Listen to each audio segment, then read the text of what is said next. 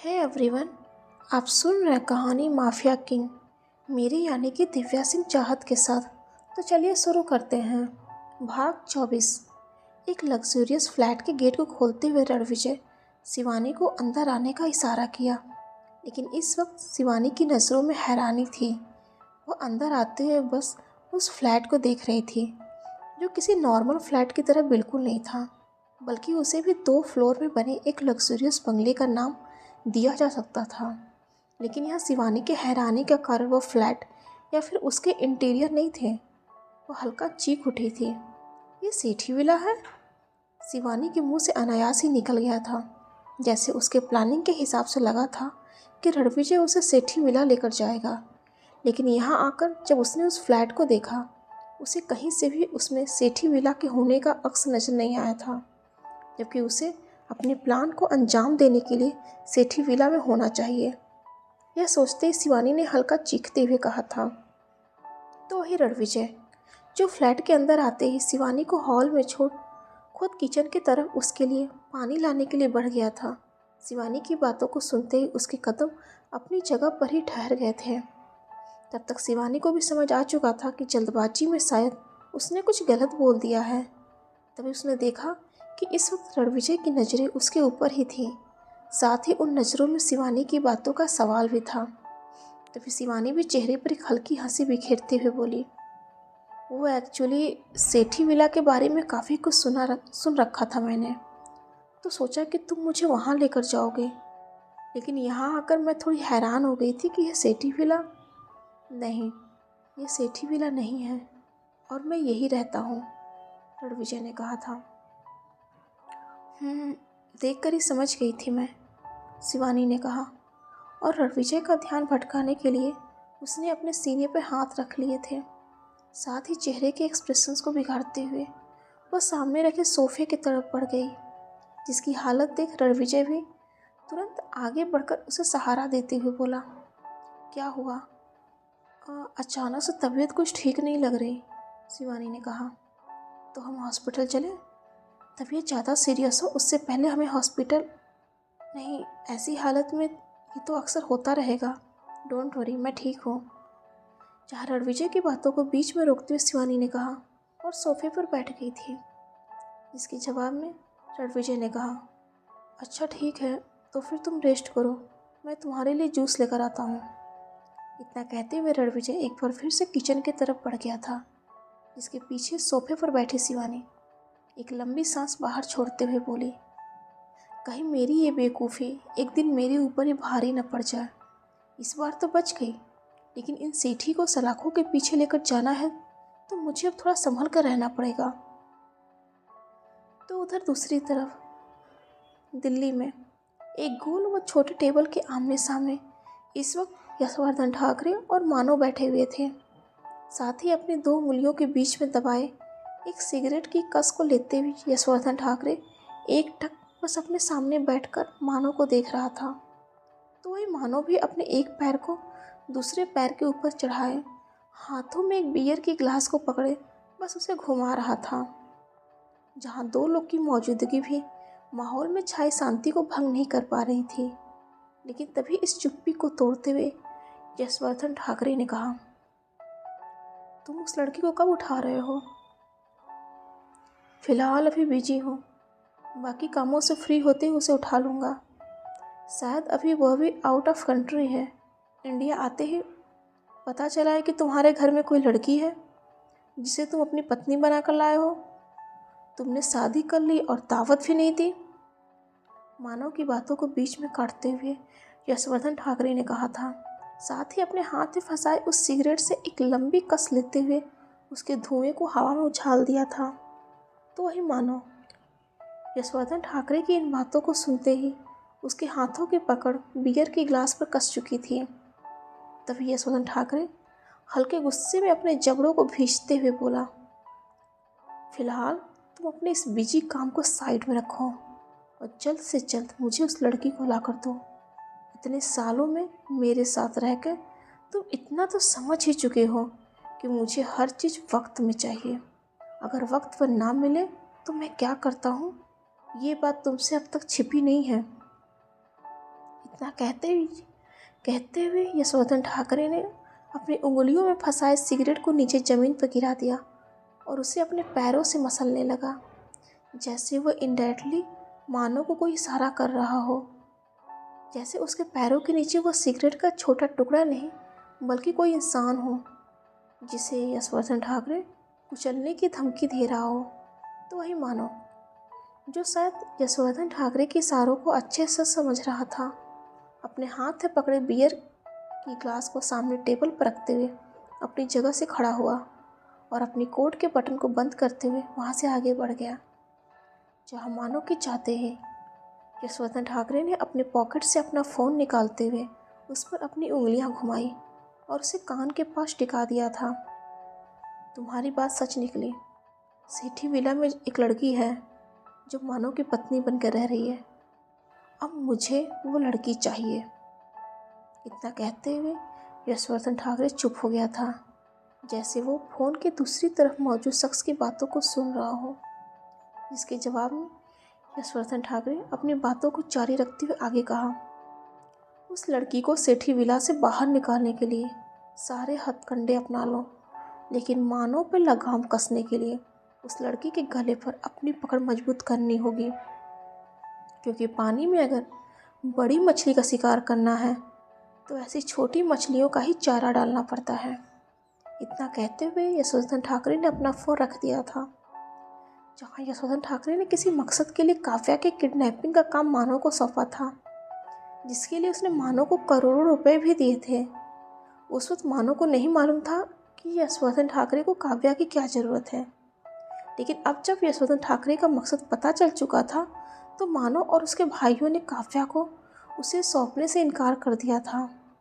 तो वही अपने मकसद में लेट होता देख यशवर्धन ठाकरे ने लोगों से सुनी एक घटना, यानी कि मानो की पत्नी को उठाने का प्लान बना लिया था, जिसके जरिए वो मानो को मजबूर कर सके, जिससे वो काव्या को लाकर जल्दी ही उसे सौंप सके, जबकि इस बात से अनजान था कि मानो की पत्नी कोई दूसरी नहीं बल्कि खुद काव्या कोहली ही है, जिसे वो मानो के द्वारा किडनैप करवाना चाहता था। तो ये अपनी कार में बैठा मानो इस वक्त शांत था, लेकिन दिल्ली की भीड़ से भरी शोर मचाती सड़कों पर उसकी कार दौड़ रही थी। तभी पैसेंजर सीट पर बैठा मानो का असिस्टेंट स्टीव पीछे मुड़ते हुए कहा, ग्रेट मास्टर, न जाने क्यों दिमाग में एक बात खटक रही है। यशवर्धन ठाकरे को कैसे पता चला कि सेठी विला में आपकी कोई पत्नी है? बड़ी मालकिन रेशमा ठाकरे, खिड़की से बाहर देखते हुए मानो ने कहा, जिसे सुनकर शायद स्टीव को उसका जवाब मिल चुका था कि यशवर्धन ठाकरे तक ये बात कैसे पहुंची थी कि मानो की कोई पत्नी है, और साथ ही उसे यह भी समझ आ चुका था कि यशवर्धन ठाकरे को सिर्फ पत्नी तक ही बात पता है। उसे ये नहीं पता कि जिस काव्या को वह चाहता है वही मानो की पत्नी भी है, क्योंकि रेशमा ठाकरे ने अभी तक काव्या को नहीं देखा था। लेकिन तभी कुछ सोचते हुए स्टीव एक बार फिर से मानो की तरफ देखते हुए बोला, क्या काव्या मैडम ठीक है? कहीं यशवर्धन ठाकरे इस वक्त विला में उनके अकेले होने का फ़ायदा न उठाएं, उनके साथ कुछ गलत। अभी स्टीव ने इतना कहा ही था कि अचानक से मानो की घूरती नज़रों को अपनी तरफ देख वो तुरंत शांत भी हो गया था। लेकिन तभी मानो को काव्या का ख्याल आया, और गौर से सोचा जाए तो स्टीव की बात गलत भी नहीं थी।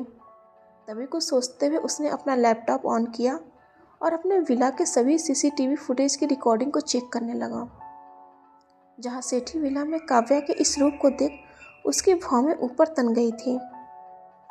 सेठी विला, मुंबई। विला के सभी नौकरों को परेशान करने के बाद काव्या सोफे पर लेटी हुई थी, तो वही विला के नौकर उसे गुस्से में घूर रहे थे, क्योंकि उनसे काव्या ने पूरे विला को 2 से 3 बार साफ करवा दिया था। कई सारे डिशेस बनवाए, जिनमें से कुछ को पसंद किया तो कुछ को रिजेक्ट भी कर दिया था। वही अब थक कर हॉल में ही सोफे पर लेट गई थी, जैसे उसने वो सारे काम करवाने की बजाय खुद किए हों। तभी अपनी अधकुली आंखों से उसने एक नौकरानी को कुछ ले जाते हुए देखा, जिसे देखते ही काव्या भी अपनी जगह पर उठकर बैठ गई थी।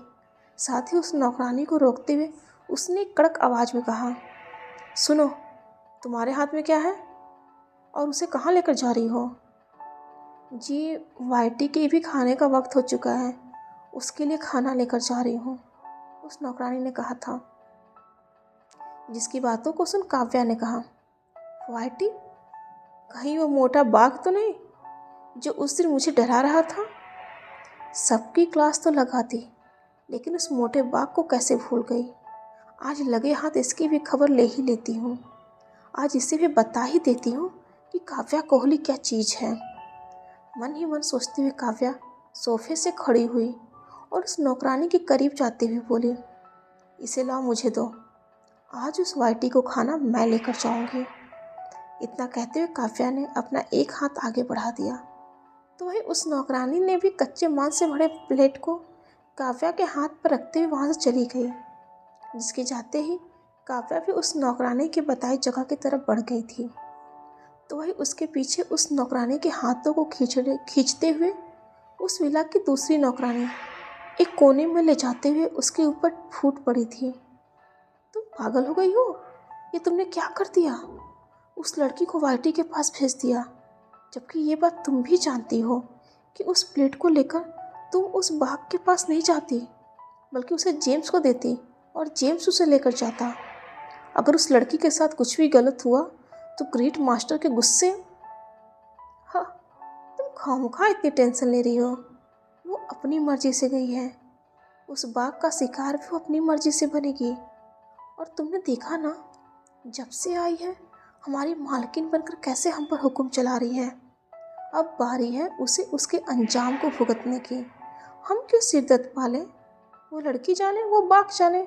चलो हम लोग यहाँ से चलते हैं, मुझे भी अब काफ़ी भूख लगी है। इतना कहते हुए पहली नौकरानी दूसरी नौकरानी के हाथों को खींचते हुए वहाँ से चली गई, तो वही दूसरी तरफ काव्या अपने हाथ में पकड़े मांस के टुकड़ों से भरी प्लेट को लेकर वाइटी यानी कि मानव के पालतू सफ़ेद बाघ की तरफ बढ़ गई थी।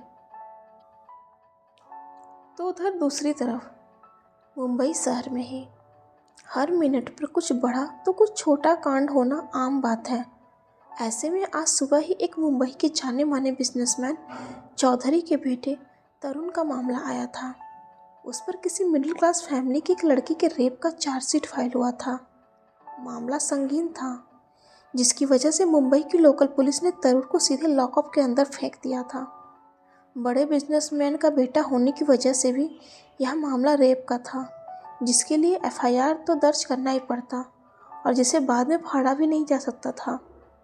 तो वही चौधरी भी अपने बेटे को जेल से बाहर निकालने में असमर्थ था, क्योंकि इस मामले में कार्रवाई बहुत जल्दी होती है और जब थाने में कोई नेक पुलिस वाला हो तो मामला तुरंत कोर्ट में ही जाकर चैन लेता है। भले ही कोर्ट चौधरी के बेटे को जो भी सजा दे, ये उनका सिर दर्द नहीं था। जहाँ अब तक मामला कोर्ट में भी पहुँच चुका था और बेटे की रिहाई नामुमकिन थी। ऐसे में चौधरी को इस वक्त सिर्फ एक ही शख्स नजर आ रहा था, रणविजय सेठी, जो अक्सर ऐसे ही क्रिमिनलों का केस लड़ता था। साथ ही उसका अब तक का एक भी केस ना हारने का रिकॉर्ड होने की वजह से चौधरी ने रणविजय सेठी को अपने फार्म हाउस आने का तुरंत ही न्योता भेज दिया था, जिसे रणविजय ने भी एक्सेप्ट कर लिया था। लेकिन इस वक्त उसके काम के आड़े शिवानी और उसकी प्रेगनेंसी आ रही थी। रणविजय, मेरी वजह से तुम अपना काम मत छोड़ो, आई विल मैनेज। अभी मेरे साथ इतना सीरियस इशू भी नहीं है, प्रेगनेंसी का 2nd मंथ ही तो चल रहा है। तुम बेफिक्र होकर जाओ और अपना काम करो, मैं अपना ख्याल रख सकती हूँ।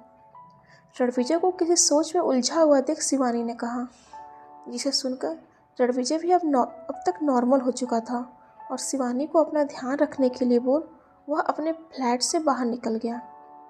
जिसके जाते शिवानी ने भी एक राहत की सांस ली, क्योंकि जब से वह रणविजय के साथ उसके फ्लैट में आई थी तब से रणविजय हर वक्त उसे अपने सामने ही रखने की कोशिश करता। उसका ख्याल वह ऐसे रख रहा था जैसे शिवानी रियल में प्रेग्नेंट है और उस बच्चे का बाप खुद रणविजय सेठी ही है, जिसकी वजह से उसके चेहरे पे एक चिड़चिड़ापन भी नजर आ रहा था। उसने तुरंत अपना फ़ोन निकाला और कॉन्टैक्ट लिस्ट से एक नाम को ढूंढते उसे डायल भी कर दिया था, जहाँ 2 से 3 रिंग जाते ही कॉल रिसीव हुआ। हेलो शिवानी। हाँ, तुमने तो कहा था कि तुम जल्दी सेठी विला आ रही हो, लेकिन अब तक आई क्यों नहीं? तभी फ़ोन के दूसरी तरफ मौजूद उस लड़की ने कहा, अभी ये बात बताने का वक्त नहीं है, तुम सेठी विला के बारे में बताओ, वहाँ क्या चल रहा है। शिवानी ने कहा, जिसकी बातों पर उस लड़की ने जवाब दिया था, शिवानी एक बड़ी खबर है, दुनिया की नज़रों से छिपकर मानो सेठी ने शादी कर ली है। व्हाट? कौन है वो लड़की? इस बार शिवानी ने चौंकते हुए कहा था। अभी उस लड़की का चेहरा सामने नहीं आया है, यहाँ तक कि विला के नौकर भी उसे पहचानने से इनकार कर रहे हैं, क्योंकि उनका कहना है कि अभी तक उन्होंने भी उस लड़की का चेहरा ठीक से नहीं देखा है। खैर वो जो भी है, मैं बहुत जल्दी पता कर लूँगी। उस लड़की ने कहा, हमें मानो और उसके भाइयों पर हाथ डालने से पहले उससे जुड़े हर चीज़ की खबर रखनी चाहिए, ताकि इस बार उनकी कोई चालाकी काम ना आ सके। इस बात का खास ध्यान रहे, हमारी एक गलती से हमारी जान भी जा सकती है। इतना कहते हुए शिवानी ने फ़ोन रख दिया था, लेकिन अब तक उसके माथे पर चिंता की लकीरें साफ नजर आने लगी थी। फ़ोन पर बात कर रही उस लड़की की बातों पर एक बार फिर से ध्यान देते हुए शिवानी ने कहा, मानो सेठी ने शादी कर ली और ये बात किसी को पता भी नहीं, लेकिन उसे अपनी ही शादी को छिपाने की क्या जरूरत पड़ गई। खैर जो भी हो, मुझे इस खबर को सामान सर तक पहुंचानी होगी। इतना कहते हुए शिवानी ने एक बार फिर से अपना फ़ोन उठा लिया था, जहां इस बार उसने राव के काबिल ऑफिसर सामंत गोयल का नंबर डायल कर दिया था। तो उधर दूसरी तरफ नौकरानी के हाथ से मीट से भरी प्लेट को लेकर काव्या वाइटी यानी कि मानव के पालतू बाग की तरफ बढ़ गई थी। आज जहां उसे सेठी विला के नौकरानियों को परेशान करके काफ़ी मज़ा आया था, वैसे ही अब वो उस वाइटी को भी सबक सिखाना चाहती थी, क्योंकि उसे लगता था कि उस दिन अगर सीढ़ियों पर बैठा वाइटी उसका रास्ता ना रोकता तो शायद वह सेठी विला से बाहर भागने में कामयाब हो चुकी होती। इस गुस्से में काव्या अब तक वाइटी के पास पहुंच चुकी थी, जहां वाइटी एक मजबूत सीकर से बंधे हुए सो रहा था, लेकिन काव्या के आने की आहट से उसने अपनी आंखें खोल दी थी। तो एक काव्या भी वाइटी से थोड़ी दूरी बनाकर ही उसे जांच परख रही थी। जब वह श्योर हो गई कि इस वक्त वाइटी बंधा हुआ है, मतलब उसे उससे कोई खतरा नहीं है, तो अपने चेहरे पर एक तिरछी मुस्कान लाते हुए उसके करीब बढ़ गई थी। लेकिन इस वक्त वाइटी की पीली व भूरी आंखें गुस्से में हल्की लाल होने लगी थी। वह काव्या को देखते ही हल्का गुर्राने लगा था। तो ही काव्या, जो उसे बंधा देख खुद को सुरक्षित समझ रही थी, उसके गुर्राहट को नज़रअंदाज करते हुए उसके पास ही बैठ गई और मीट से भरे प्लेट को उसकी तरफ बढ़ाते हुए बोली, हेलो वाइटी। लेकिन वाइटी, जो अभी भी बस हल्का गुर्रा रहा था, उसे देख काव्या ने आगे कहा, तुम्हें भूख लगी है तो ये लो, तुम्हारे लिए एकदम फ्रेश मीट, खाओ खाओ, शर्माओ मत, इसे अपना ही घर समझो। काव्या ने इस पर हल्का हंसते हुए कहा था। तो वही वाइटी अब गुर्राना छोड़कर अपने चेहरे को प्लेट की तरफ घुमा दिया था, अपनी जीभ से अपने मुंह को हल्का साफ किया और प्लेट की तरफ बढ़ गया।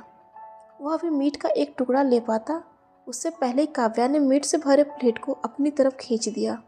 साथ ही वाइटी के इस नाकामयाबी पर वह ठहाके लगाते हुए हंस भी पड़ी थी, जिसे देख इस बार वाइटी अपनी नाक को सिकोड़ते हुए अपने दांत दिखा दिए थे, जैसे काव्या का यह बर्ताव उसे गुस्सा दिला रहा हो।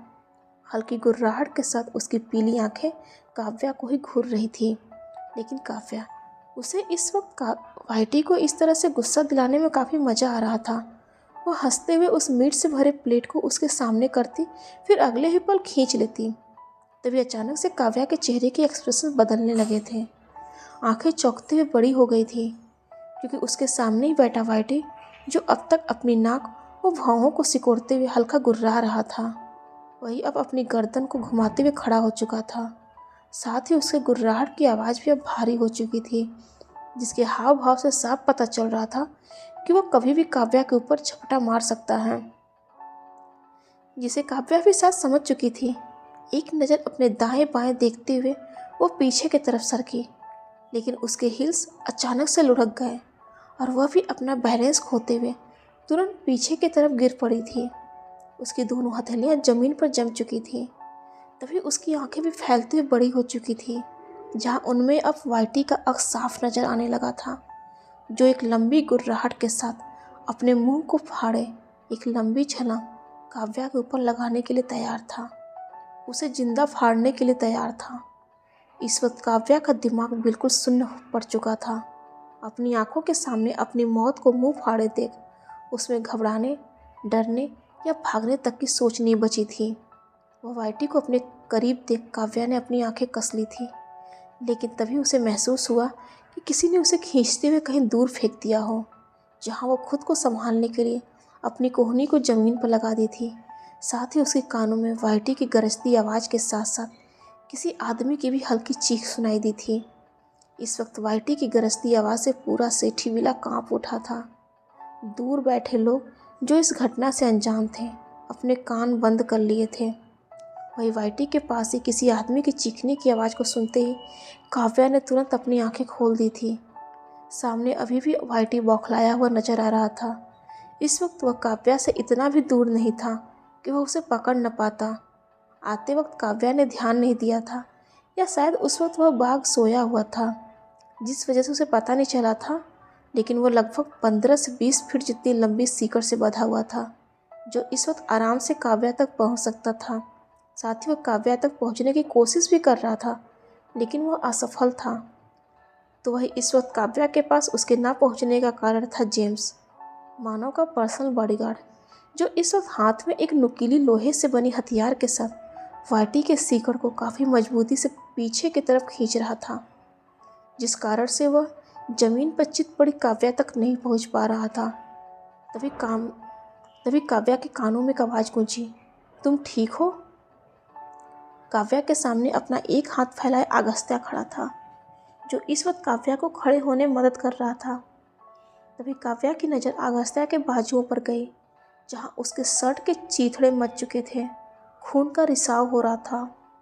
जिसे देखते ही काव्या समझ चुकी थी कि वाइटी के सामने से उसे किसने दूर धकेला था और खुद उसका शिकार बन गया था। और थोड़ी देर पहले उसने जो किसी के चीखने की आवाज़ सुनी थी, वह किसी और की नहीं बल्कि अगस्त्या की थी। डियर फ्रेंड्स, आज के लिए बस इतना ही। अगले भाग में जल्दी मुलाकात होगी। और हाँ, आपको मेरी स्टोरी पसंद आ रही होगी तो प्लीज़ लाइक और कमेंट, और हाँ, चैनल को सब्सक्राइब जरूर कीजिएगा। हर हर महादेव।